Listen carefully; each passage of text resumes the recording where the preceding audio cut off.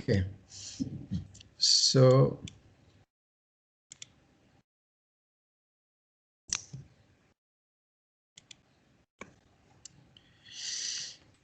okay, let's try to move fast because so much is to be covered.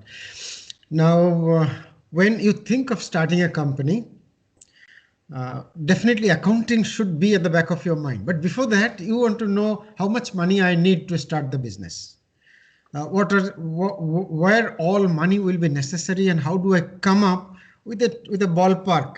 You understand? Ballpark means lump sum figure, approximate figure as to how much money will be necessary for me to kick start the business. Once I set the ball rolling, then I'll need more money. But before the ball is set rolling, uh, before you set the ball rolling, how much money will be necessary? Let us see that.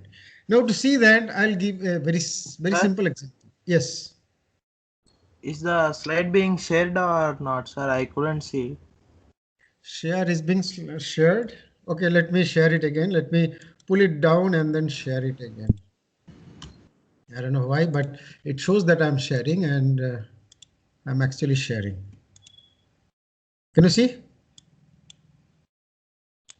Can you see the Yes, sir. slides? Yes, sir. Now Yes, it is sir. visible, sir. Okay, because of toggling between here and there, it went outside for whatever reason. So you want to know how much money to be is required to be invested, so that you understand which business to start. If some business require 100 crore rupees and you are thinking to start and you have no idea how to gather 100 crore, then there's no point. So let us start a very simple business. You all have lived in hostels, different hostels. Now you know that in hostels there are business opportunities. Like if you want to buy some pen, you have to go to tech market, or maybe there is a shop at the ground floor, or in some hostel there may not be. Suppose there is no shop in the hostel, and you are thinking that you want to help the students to by providing whatever they need, maintaining that in your room. So you want to start a business in your room, precisely. Stationery shop in your room. Now, this may be too simplistic, but you will know what all you need to really run a big business as well, meaning that may be more complex, but have some idea about it. Now, to start a stationery shop in your room, at the very minimum, you need a rack where you will be putting all the pens, khatas, and all that, whatever you buy, so that students can come at the door and they can have a look inside and pick and choose that, okay, give me that pen or give me that pencil.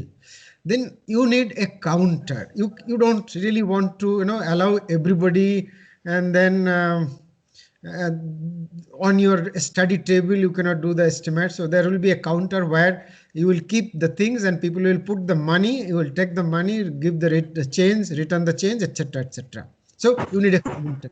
Counter is nothing but a table, so that may cost you 500 rupees. Rack may cost you something like 600. You need a chair to sit. You don't want to sit on the study chair. You want to have a separate chair, maybe 400. So subtotal is 1500. If you have this 1500 rupees, you are good to go. You don't have any pain. You have not yet bought any khatas or any stationary items. You are ready with infrastructure. These are part of infrastructure. You have a counter, you have a rack, you have a chair. Now, you need stock to sell. Otherwise, unless there are pens, what are you going to sell? So you want to purchase material. These are normally referred to as raw material. Materials that you sell is normally referred to as raw material, because in the context of industry, they remain in the raw form. Then you process that or finish that into a finished product. So that is why raw material and finished goods. On one end of the factory remains raw material. On the other end, the raw material gets converted and comes out to the other end as finished goods. The raw material and finished goods. And in between, it remains within the factory. We call it goods in process, or semi-finished goods, or in process goods, something like that. There are multiple names. Don't bother about that. Now, everything together, from raw material, goods in process, and finished goods, all these items together is called inventory. Remember, I will be referring inventory many a times. This is the meaning. Inventory means it consists of raw material, goods in process, and finished goods. Now, suppose during the course of business, you need some money in your pocket or in the drawer, where if somebody comes with a 500 rupee note, you should be able to give the change. So you need some cash. Normally for every business, people call it petty cash, meaning some loose cash you want to keep there. For maybe in a big company, petty cash is kept for somebody who is going to face something. So you give him some rickshaw fare, or you buy some refreshments, etc., etc. So we don't care, means this is small money, but then every penny is to be accounted for. Every paisa needs to be accounted. So that is why you maintain some 500 rupee cash. That becomes part of your working capital. Whatever goods, whatever inventory you maintain, whatever other assets are there in connection with the operation of the business, not the chair, not the table, not the counter, but things that you're going to sell, these are part of your working capital. These are referred to as current asset, working capital or current asset. So your total current asset is, first of all, 500 rupees, 600 rupees, 400, that makes 1500. Plus you need 5000 rupees, sorry, 5000 rupees your working capital, 5500, 5500. Whereas 1500 rupees is the fixed cost, or cost towards fixed assets, cost towards fixed assets. So this is fixed assets and this is current asset. Total subtotal is 5500, that is for current asset. Total 5500 plus 1500 is 7000. So this is the money you need to start the business. So if anybody is talking to you and asking as to how much money I will be requiring to start this business, so you need to understand what is the total investment in creating the infrastructure. Suppose you are thinking of starting, yesterday I mentioned about a plastic pen business. That may not be possible in a hostel room. You need a separate building. So suppose you construct a building or take something on rent. Suppose you fabricate the building. So maybe you need something like 1 lakh rupees for a shed. 1 lakh rupees is the minimum investment for the shed. Then you need pressure molding machine. That costs something like 25,000. 1,25,000. Then you need some maybe after pressure molding you have to remove the extras. So maybe you need some kind of a polishing machine. So polishing machine will cost you something like a couple of thousand, maybe 2,000. So 1,27,000. Then you need plastic granules, that is for working capital. So maybe you want to maintain something like 50,000 rupees worth of raw material. So 2,27,000 rupees. Then miscellaneous other consumables like tools, like molds, like many other things, maybe another 50,000. So it becomes 2 lakh what 77,000 rupees. Okay, so that is the total money you need to start a pen manufacturing machine factory. And for a stationery shop in a hostel, you need 7,000 rupees. This is called a project cost. This is called the project cost for starting a stationery shop, where you will be maintaining 5,000 rupees worth of stock and 500 rupees worth of cash and some infrastructure, for which you need 7,000 rupees. So in a project report, you start with this. First of all, you write the background.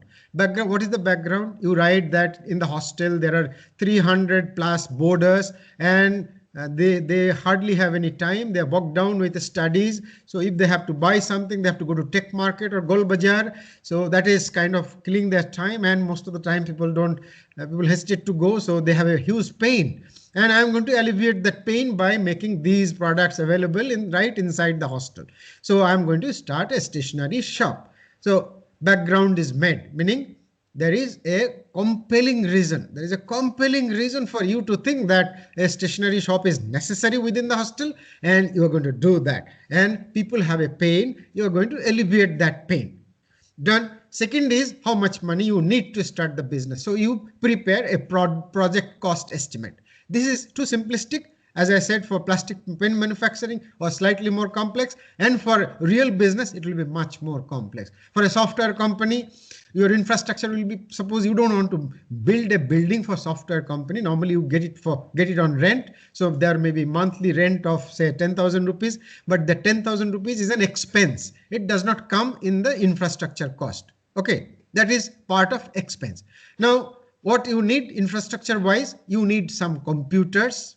So maybe suppose you foresee that there will be something like 15 tech guys working for you, but then you cannot buy only 15 machines. Some machines should be at the standby, on the standby, so that if any machine giving trouble or somebody needs some a very specialized app to be maybe some ANSYS software somewhere, so you need some kind of a workstation at a dedicated workstation or something, and maybe a email server or something, whatever. So you need say 20 computers of different capabilities. 20 computers, one centralized printer, maybe a separate scanner, or maybe a telephone, or maybe EPBX, where from you can you can redirect the calls to individuals. Then you need some kind of a refreshment, so you need a water filter, you need maybe a microwave for tiffin and all that.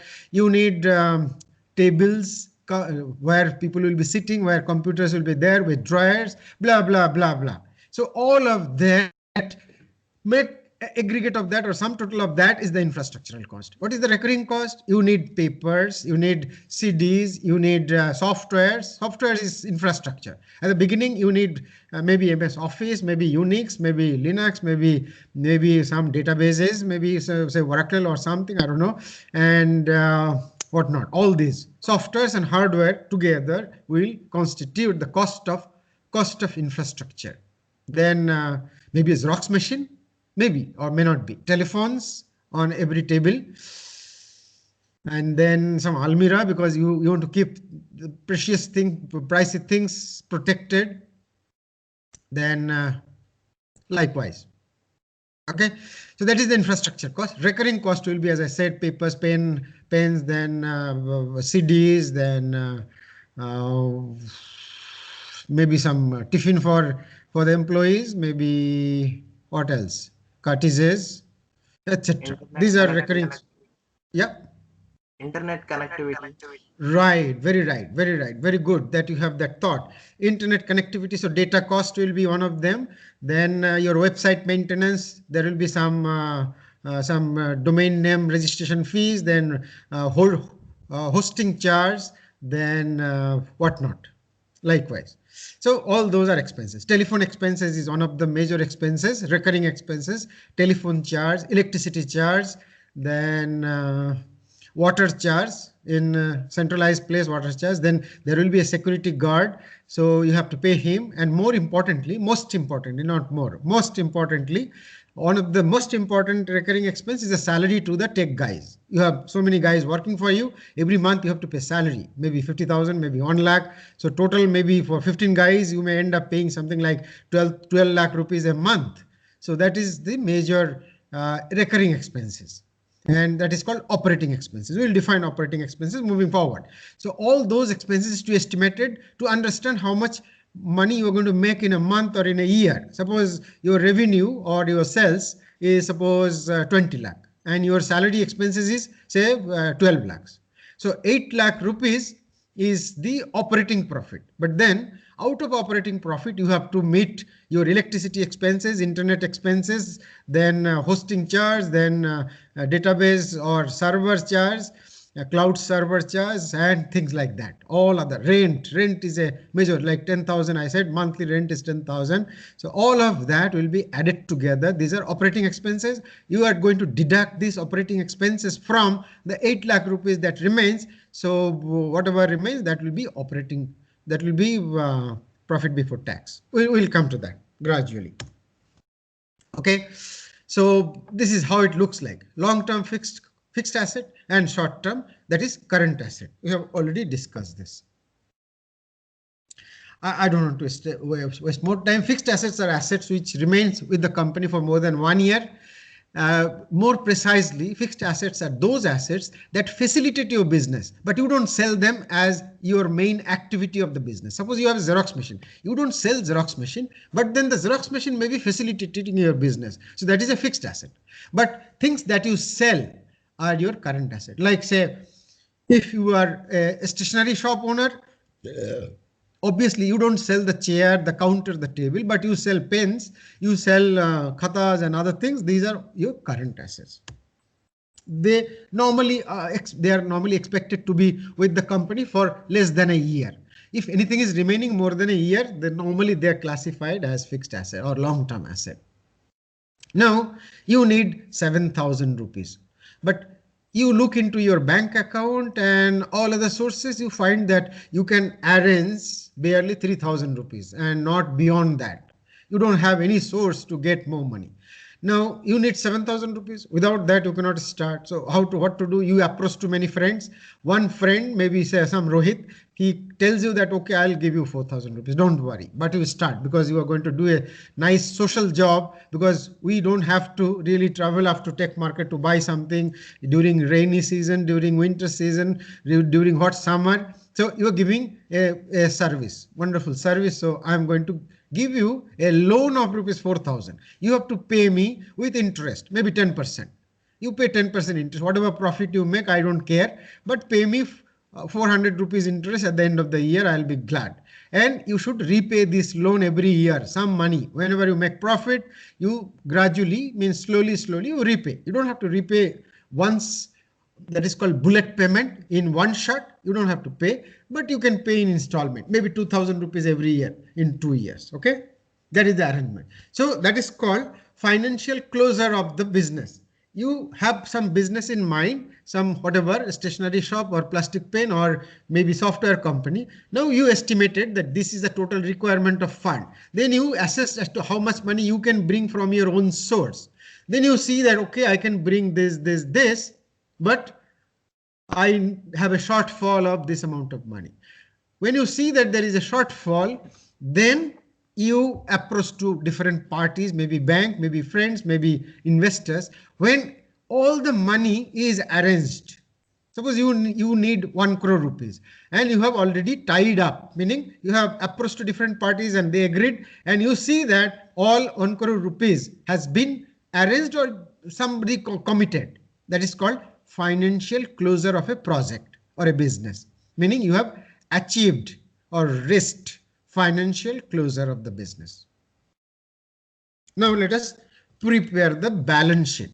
Once you have the financial closure, now you can prepare the balance sheet. If you remember from yesterday, I said assets are those where you have applied all the money into, whereas liabilities are the sources of money that you have used to create the asset.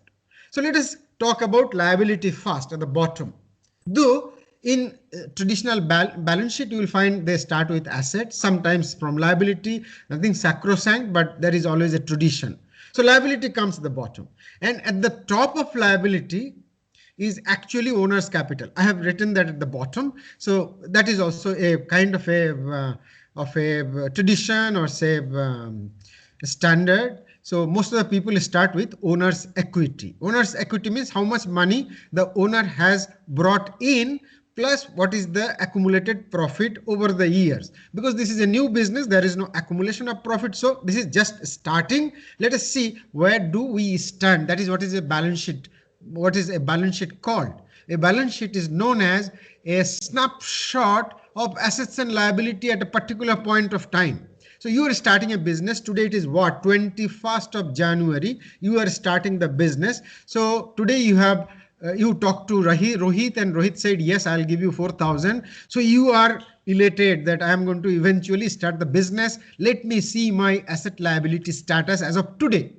So it need not be as on 31/3/2020. It can be as on 21st January 2021.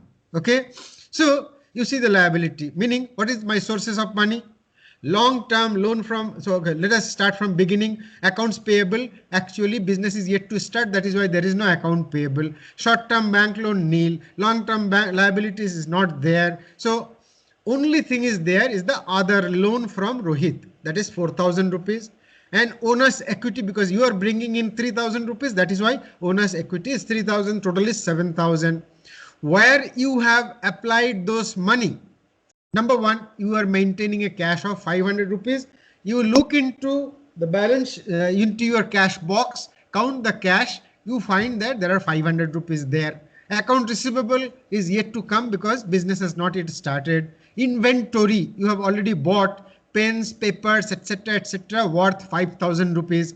Furniture fixture, you have already bought the chair, already bought the counter, already bought the table, so rack. So total is 7,000. So you have 7,000 rupees money, and you have already invested that 7,000 rupees in the form of infrastructure and current asset, including cash. Okay, so it is called tied up of the balance sheet. Balance sheet always is tied up, meaning whatever is the total asset, that should be the total liabilities. There cannot be any gap. Why? Because if there is any asset, it must have been procured with some source.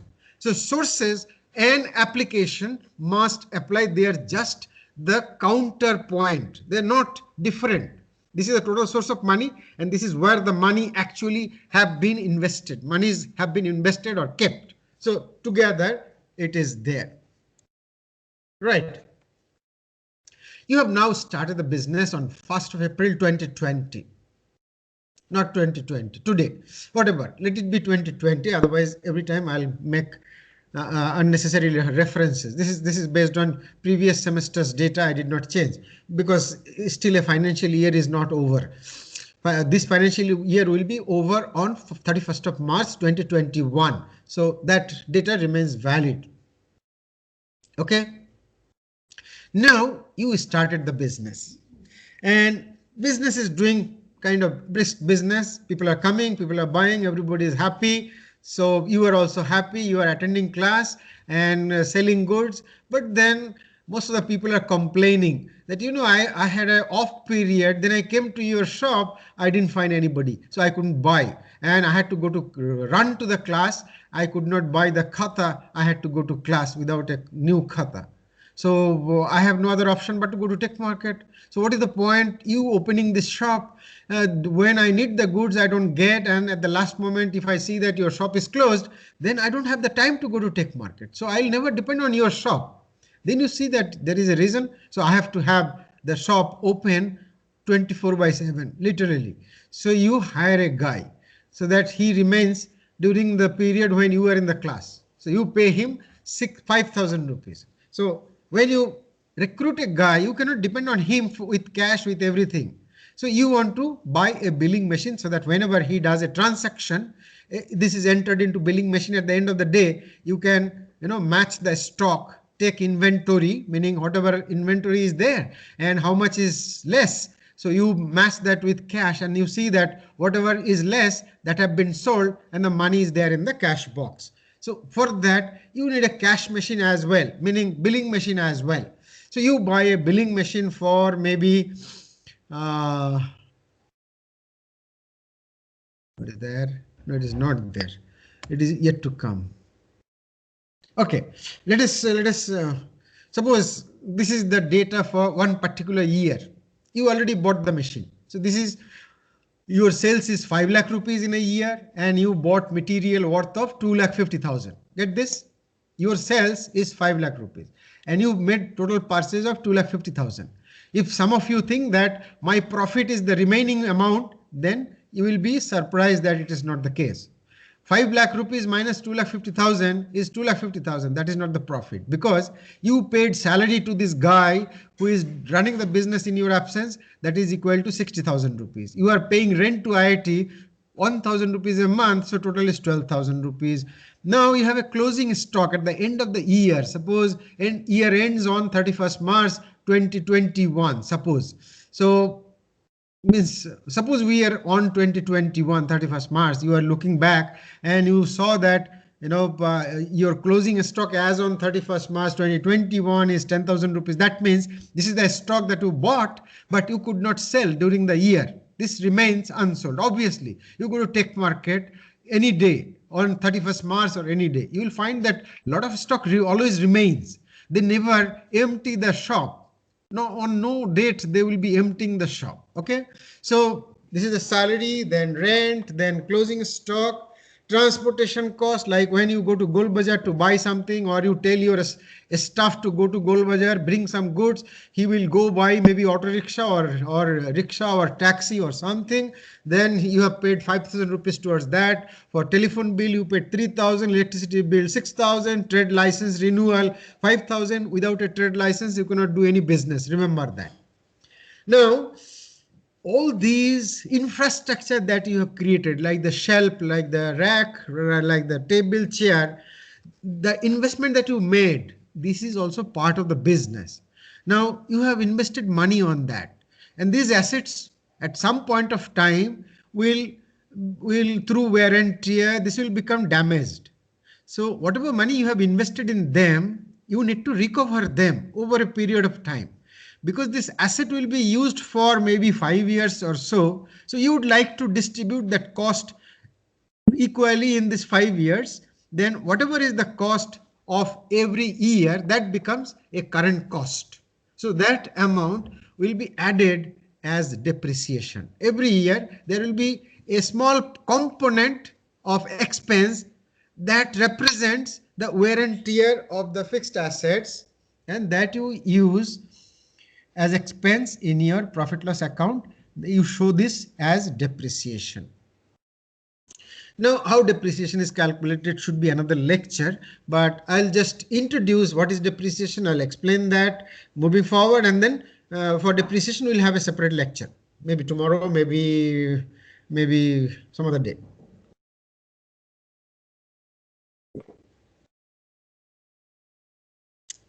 Then there is some more items like accounts payable, meaning you are bringing raw material or material for selling from Gold Bazaar. It's not necessary that always you make payment.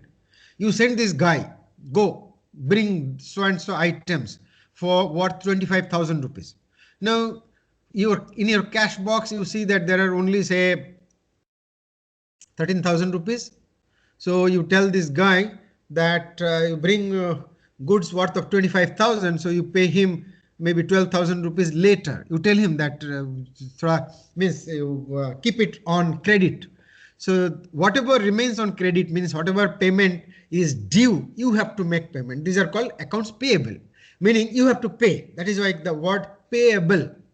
So accounts payable is 12,000 rupees as on 30/3/2021.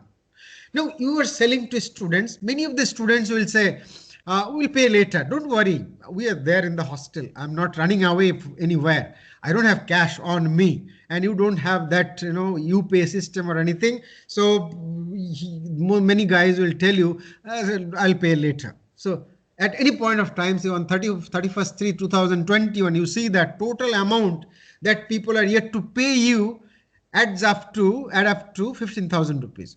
So this is the amount that you are supposed to receive.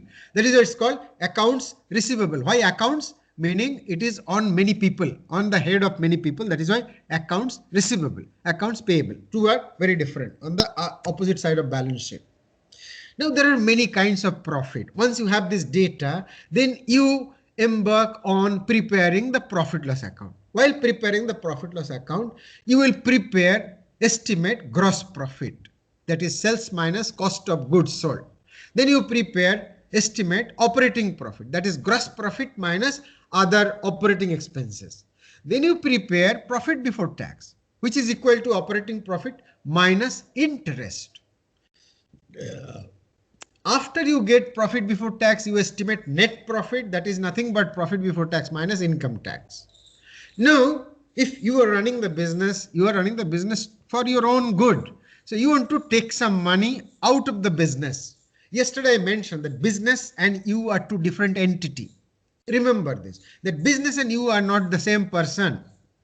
In fact, if your business can file a case against you, it can go to that extent. Except giving vote, a business can do literally anything that a human being can do. It can own property, it can sell goods, it can do anything. Literally, it can borrow money, it can lend money, it can do anything that an individual can do. That is why they are separate entity.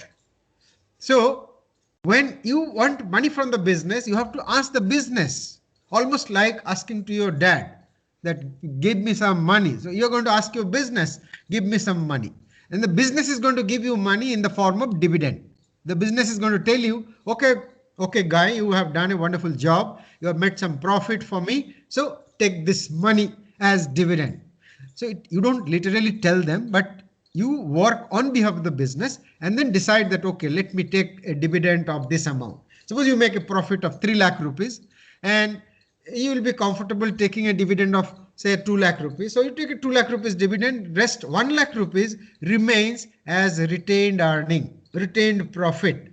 It remains as retained profit. In the balance sheet, you show that my retained profit is shown and reserves and surplus. Your reserves and surplus is 1 lakh rupees from this year. Then next year, if reserves and your retained profit is another say 3 lakh rupees, then you add it up, it becomes 4 lakh rupees. Retained profit becomes, or reserves and surplus becomes 4 lakh rupees. That is how normally you estimate. Sir, Go ahead. sir, can you please explain about the interest expenses? Okay, interest expenses is, see, your friend gave you some money, 4,000 rupees, and he told you that annually you have to pay me interest because you are using my money. I could very well deposit that money in State Bank of India and earn interest of say 7%. So I am losing that. So when I am giving you money, you have to pay me interest, and you are not as secured as a state bank. You may very well run away with the money. Something can happen to you. Your business may go down. So I will be comfortable if you pay me 10%. So you agreed that okay, I'll pay you 10% rate of interest on your money. So he gave you 4,000 rupees. 10% of 4,000 is 400. So you will be paying him 400 rupees as interest. That is an expense for the business. Okay, that you are going to pay out of your sales. Whatever you are selling, you have to pay interest out of that. Now, if you borrow that money from bank may charge you 12%, 13%, 15%. Whatever is the percentage, you have to pay interest on that at that rate. Okay. Okay, sir. Okay, sir. Okay, let's move forward. We'll see more about that. This is just, So, yeah. so Go one ahead. doubt I had in the previous slide. Yeah. So is the gross profit same as net profit before tax? Not at all. Whatever profit I showed, they are all different. Gross profit is sales minus cost of goods sold. Suppose you are manufacturing plastic pen. I'm not talking about the stationery shop, that is slightly different. Suppose you are manufacturing plastic pen. Now, what are the elements that go into making a pen? You need plastic granules. So you, whatever for per pen, suppose for one pen, the cost of plastic granules that go into making one pen is suppose 50 paisa. Okay, then there is a clip for hanging on the pocket. Suppose that is 10 paisa. So 50 paisa plus 10 paisa makes 60 paisa. Suppose there is a separate what is that called inside nib or something, refill. There is a refill. So refill cost suppose is another 50 paisa. So it becomes 1 rupee 10 paisa. So altogether it is 1 rupee 10 paisa. That is the cost of goods sold. Suppose now you sell this pen for 5 rupees. You sell the pen for 5 rupees, for which your cost of goods, meaning material cost only is 1 rupee 10 paisa. So you deduct from sale of 5 rupees, you deduct that 1 rupee 10 paisa. So you have 3 rupees 90 paisa. That is your gross profit. Okay. Now, So, oh yeah. yes, Go yes, ahead. yes. So that only like gross profit. So that will be like same like profit before tax, because right now we have not I'm paid coming. tax I'm on it. coming. Yeah, hold your horse. I'm coming. Just give me some time. Now, what is your gross profit? 3 rupees 90 paisa. Now, it does not contain, it does not account for labor cost. Suppose per pen you have given it for contract to somebody to manufacture. Per pen cost, labor cost is suppose 1 rupee. Hypothetically, it will not be 1 rupee, or say labor cost is say another 30 paisa, not 1 rupee, 30 paisa. Labor cost is 30 paisa. Now, okay, for cost of goods sold, there is other cost also. Packaging cost also should be accounted for. Suppose packaging cost is another say 30 paisa. So it is 1 rupee 10 plus 30 is 1 rupee 40 paisa. And you are selling it for 5 rupees. So you are making a gross profit of 3 rupees 60 paisa. Now, suppose labor cost is 30 paisa. per pen, suppose rent cost is 10 paisa, so 30 plus 10 is 40 paisa. Now, suppose for electricity cost, for transportation cost, for many other costs, suppose it is say another 1 rupee, hypothetically. So 1 rupee 40 paisa is the operating expenses. Okay. So your gross profit was 3 rupees 60 paisa. Now deduct this 1 rupee 40 paisa from 3 rupees 60 paisa, you get 2 rupees 20 paisa, right? 2.2, that becomes your operating profit per pen. Operating profit per pen. Now from operating profit, you have to deduct interest. Now you have borrowed some money.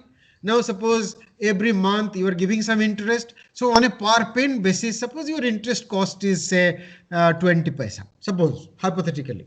So out of this 2 rupees 20 paisa, you are paying interest of 20 paisa. Whatever remains, that is 2 rupees, that is your profit before tax. Get this, profit before tax. Now you have to pay tax. Present tax rate is about 22%. Suppose it is 20%. So out of this 20 rupees, you pay tax to the government of 40 paisa, that is 20% of 2 rupees. So you are left with 1 rupee 60 paisa. That is your net profit, 1 rupee 60 paisa. Out of that, if you draw some money, that goes as dividend, rest remains as retained profit. Normally, we don't estimate profit on a per pen basis. I have just, for the sake of giving an example for easy understanding, I gave this example like this. Now you extrapolate that to a particular year. Suppose in a year you have sold 1 million pens. What is the material cost? Maybe say 1.4 million rupees. Then whatever is the operating expenses, other expenses, then deduct everything. So you will be left up with 2 million rupees before tax. Then you pay a tax of 0.4 million. So you'll be left up with 1.6 million rupees as net profit after tax. That means 16 lakh rupees, right? So that is how all the profits are estimated. Get this. There is another kind of profit that is called EBITDA. Earning is nothing but profit. Earning is an American word. Profit is an Indian word. So normally all financial innovation comes from US. That is why we normally follow American pattern. So that is why we call it EBITDA. It is not actually EBITDA. It should be PBITDA because it is profit before interest, before tax, before depreciation, before amortization. So depreciation and amortization are almost the same thing. I'll explain it there. There is a succinct difference, but for the time being, let us call it depreciation alone.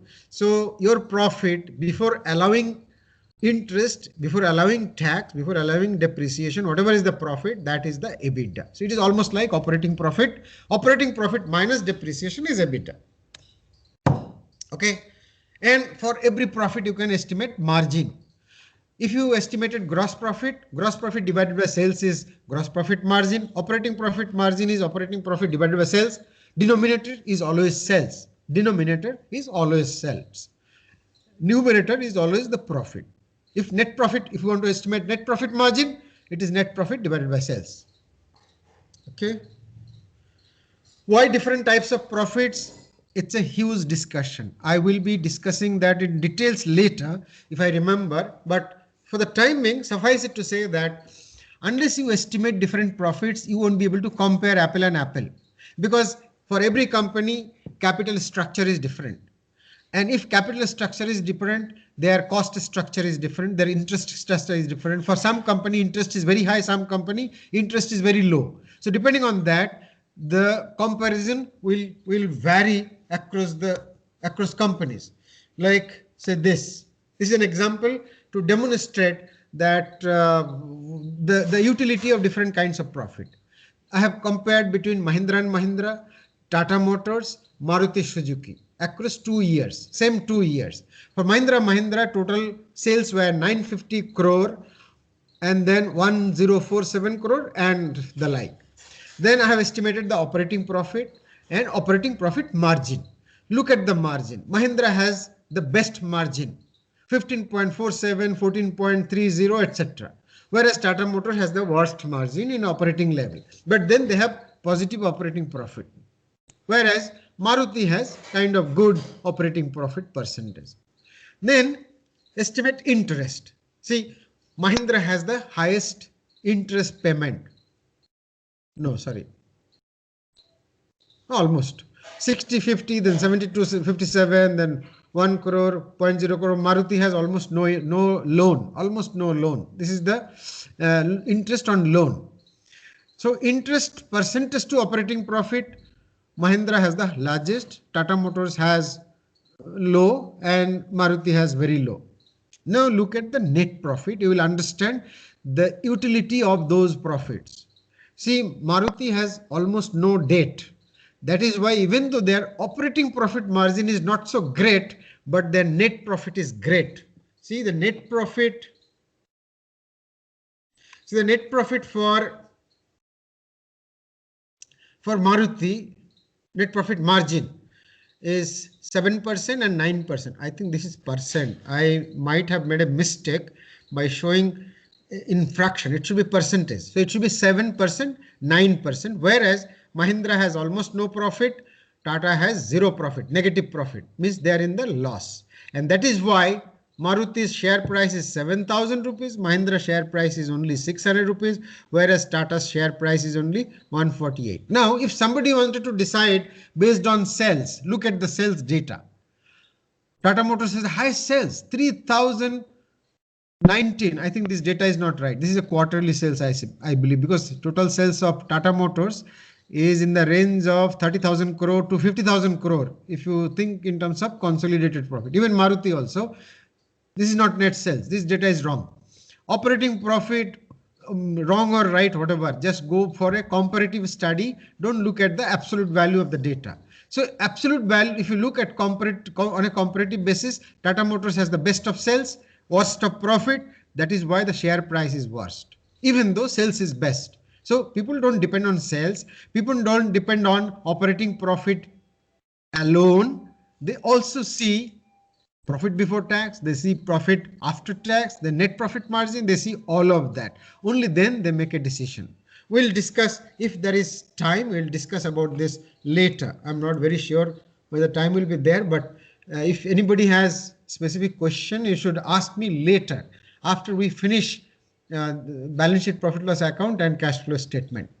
So why to estimate different profits? Gross profit reflects efficiency of converting input into sales. If one company's gross profit margin is more than others in the same industry, it is because on or more of the following: more efficiently converted raw materials into finished goods. Look at this. Tata Motors operating profit margin is very low. Why? Because perhaps Tata Motors is a very old company, so their system is inefficient. That is why they consume more raw material than Maruti, than Mahindra. See, their operating profit margin is only 8% or 9%. That means their material cost is very high. That means they cannot manage their vendor well. So look at this data. Analysts will be looking at this data and then they will come up with a lot of insights. That just looking at operating profit margin, they will say that Mahindra has been able to manage their vendors well. That is why they are ending up paying less money to the vendor. So their material cost is less compared to Tata Motors. Same with Maruti Suzuki. Whereas Tata Motors has direct access to Tata Steel to buy majority of the raw material, steel raw material. Whereas even then their material cost is so high. That is why their operating profit margin is so low. So if you see that some companies' operating profit margin is low, you tend to think that this company is good for nothing. We should not buy their shares, something like that. And then if some quarter, if you find that their operating profit margin is improving, that gives a good, indication that perhaps they're now on track. They're managing their material cost, and now they're into profit. So maybe next year it will do much better. So you buy that share and then wait for this company to come up with annual result that is going to be good. So likewise, you look at every data and then decide on their different capabilities. If you see that operating profit margin is good, but profit before tax is not good, that means this company is loaded with debt, meaning they have huge amount of debt on them. Look at Mahindra and Mahindra. Their operating profit margin is as good as Maruti, but their interest cost is very high. That is why their share price is nowhere close to Maruti, and that is why their net profit is so low, because major portion is being consumed in the form of interest. So if you are an analyst, you have to know all of that to make a informed comment, so that to whosoever you are talking, all these make sense, that yes, these are relevant. So I should not invest, I should invest less in Mahindra, even less in Tata Motors, but more in Maruti, because they can manage their raw materials well, cost of raw materials well, and they should be, they have no loan, etc. So they will remain strong. Now, coming to another reality. When I'm planning to buy my next car, this is something very different, but this data will tell you why. I'm going to buy a new car now. And I was talking to my son, and he tells me that you buy a Honda. I have a Maruti now, but I want to buy a Tata car because of many reasons. One of the reasons is that Ratan Tata has so much social contribution during this COVID situation. He donated 15,000 crore rupees or so to government of India towards finding a solution for this. And there are so many things that Tatas do. During the riot, 84 riot, is unthinkable things that they do. Unless you know all this, you will never have idea how much the corporate world actually contributes to the social development. I am spending some time to tell you this story. During this riot, the Sikh riot, the Punjabis, the Indira Gandhi was murdered, and then what is 84 or something? If I'm not very incorrect, it should be that way. So many these Punjabis were running this truck business, and many of the trucks were destroyed. Whosoever is the culprit, forget about that part, but destroyed. And many people were, they had only one truck. That is their lives, that is their bread, butter, jam, jelly, everything. And what Ratan Tata did, you will not believe. He sent truck just key, with their officials, and handed over the keys to these people, whosoever lost truck. They handed over keys to these guys, and they told them that you have to go and drive your truck from so and so distributor or dealer. Just start over. Your life should start over from here. You don't have to pay anything. Just drive the truck, bring the truck and start driving. That will help our economy. That will help you to maintain your family. That is the approach that Tatas have. I won't say all the Tata companies have that same mindset. I invested in Tata, AIZ, I suffered a huge loss, but then I'm still enamored with them, and I would like that my next car should be the Tatas. Why? There is another reason. One reason I told. Another reason is that Tata car has the best safety features. And if you look at the raw material cost and gross profit margin, it glaringly tells us that they use more material, more steel in a car than any other company. That is why their raw material cost is high. That is why gross profit is less. Get this? Straight and clear. So Tata has a 5-star safety rating. No other Indian company has 5-star rating. Why? Because on a crash, Tata car will not become a kind of a bundle of junk, because their sheet metal is very strong. Their chassis is with strong metal, and there are more metals than any other car. Okay, well, less diversion. Now there is another concept. I'm going very slow, and there are too much of stories. Can't help. Don't worry. Whatever you learn thoroughly. That should be good enough. Now, there is a distinction between profit loss account and balance sheet. I said balance sheet is a snapshot. It can be referring to any particular date or any particular time. If I say that my balance sheet as at 12 o'clock on 21st of January 2021 is like this, maybe my balance sheet will change after an hour. Suppose I buy something or I sell something. After that, my balance sheet will change. But as of now, the balance sheet is something. So it makes sense to refer the balance sheet with time or with date. Normally, people refer it with date. Whereas profit loss account is for a period of time. period of time, not time, for a period of time. So what is a period of time? Starting from a date, ending from on a date. So normally it starts from beginning of the financial year. What is a financial year? Years may be different. One is calendar year. So look at the calendar. It starts from January, ends on 31st December. That is called calendar year. Financial year may be different than calendar year. It may be the same. In many countries, it is the same. Calendar year and financial year are the same. But in India, mostly financial year starts on 1st of April this year. It ends in the 31st of March in the next year. That is financial year. Mostly. Even for income tax return, we follow that financial year. That is why balance sheet normally refers to 31st March of particular year, whereas profit loss account refers to the year together, like starting from 1st of April till 31st of March. That is the period for which we prepare profit loss account. This is for annual profit loss account. It can be a half yearly profit loss account. It may be a quarterly profit loss account.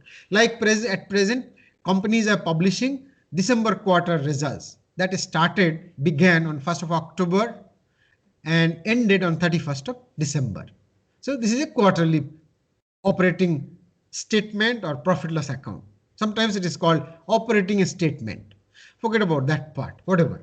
Okay, so this is how year changes. So your closing stock of inventory, meaning if you are running this stationery shop, so whatever you see when you go to bed, whatever you see in your room as stock or lying there unsold, this is referred to as closing stock. Every day there will be a closing stock. But on the end of the year, on 31st of March 2020 or 21 or any other year, whenever you go to bed, look at your racks and tables and everything, and whatever you see, everything together represents your inventory, closing inventory, closing stock of raw material, closing stock of finished goods, etc. Next day when you wake up, whatever you see, that represents your opening stock, opening inventory, etc., etc. So this is very important. When we'll be preparing your balance sheet and profit loss account, this signifies a lot of things, and this is very important. Guys, today time is almost up. Just I'll take one more minute. Let me see if I can finish something more. Now, I talked about gross profit. I'll just explain what gross profit is so that you have a fair idea. You already have a fair idea. So gross profit is sales minus cost of goods sold. Now, suppose you are running a stationery shop in your hostel. What are the cost of material? It is just the goods that you sell. Suppose in a year you sold 100 pens. So the cost of those 100 pens means the money that you paid to the supplier for those 100 pens is the cost of goods sold. But then you don't buy 100 pens to sell 100 pens. You actually buy many pens. Then over the years, you keep on selling. At the end of the year, you see how many pens you bought, how many pens are remaining unsold. You deduct that to find how many pens you sold. Then you estimate the cost of that. You deduct that from total sales to get gross profit. So if you have started the business maybe some years back, not this year. Yes. So then isn't the closing stock counted twice? Yeah, I'm coming to that. Suppose you have started the business in the previous year, some previous year, we do not know. When this year started, when the year starts, 1st of April. Suppose 1st of April 2020, new financial year began. Then when the year began, you woke up on 1st of April 2020 and you took stock of the situation. You took the inventory. You estimated how much pen are there, how much khatas are there. Means that is the stock that that year began with that. So that is called opening stock. So this stock came from the previous year. Now during the year, you made some purchases that is worth 2,50,000 rupees. And at the end, suppose on 31st of March 2021, you take stock again before going to bed, you found that there is still a stock of 10,000 rupees. So this was not sold. How much you sold? That is the question. So you started the business with 5,000 rupees during the year. You bought 2,50,000. So total available stock was 2,50,000 plus 5, 2,55,000 rupees. But some pens, some khatas remain unsold, that is worth 10,000. So you deduct that. You have not sold them. You sold a stock whose cost is only 2,45,000. So if you can estimate this, then suppose your sales is 5 lakh rupees. Then your total cost of goods sold is 2,45,000. You deduct that from sales. So your gross profit is nothing but 5 lakh minus 2,45,000 is equal to 2,55,000 rupees. This is the gross profit. We are yet to deduct labor cost or salary or depreciation or transportation, traveling and other cost that comes with operating expenses. I'll not go ahead with that, but gross profit is estimated this way. So we'll start from here tomorrow. Okay. Now the time actually is up. If anybody has question and if you can stay here, I can clarify.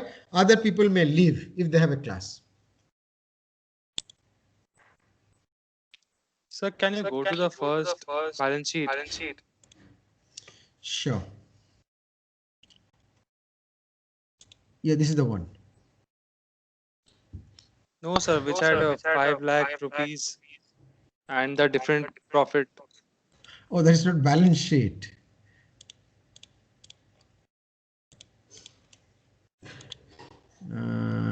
Just a second. I'm not very sure which one you are referring to. We started from here today. Sir, probably the depreciation one. Okay. Yeah, this is on. Sir, so here is the purchase of materials including that closing stock. No. Purchase means you are bringing new. The opening stock that came from the previous year, that was already there in your shop. So that is not purchase. Purchase is new stock arrived in your shop from outside. Okay, sir. Okay. Plus with this you add whatever was there already in the shop. That was worth 5,000 rupees. That is the closing stock of previous year. Right. Get this. Okay, actually there is something hidden. Yeah, it is at the bottom. Opening inventory was 5,000 rupees. So this 2,50,000 plus this opening inventory makes 2,55,000. So you had 2,55,000 worth of stock available during the year. From there you deduct this closing stock because this stock that you could not sell during the year that remained unsold. So you deduct that. So total you sold 2,45,000 worth of stationaries for 5 lakh rupees. This is the cost and you got 5 lakh rupees out of that. So sales is different than raw material cost. Right. Done. Yes, sir. Thank you. Okay. Any other question? Okay. Actually, you have far exceeded the time, but anybody should be able to leave. Okay. Thank you so much. I'll call it quit here. Thank you, sir. Welcome. Thank you. So I'll have to stop recording first.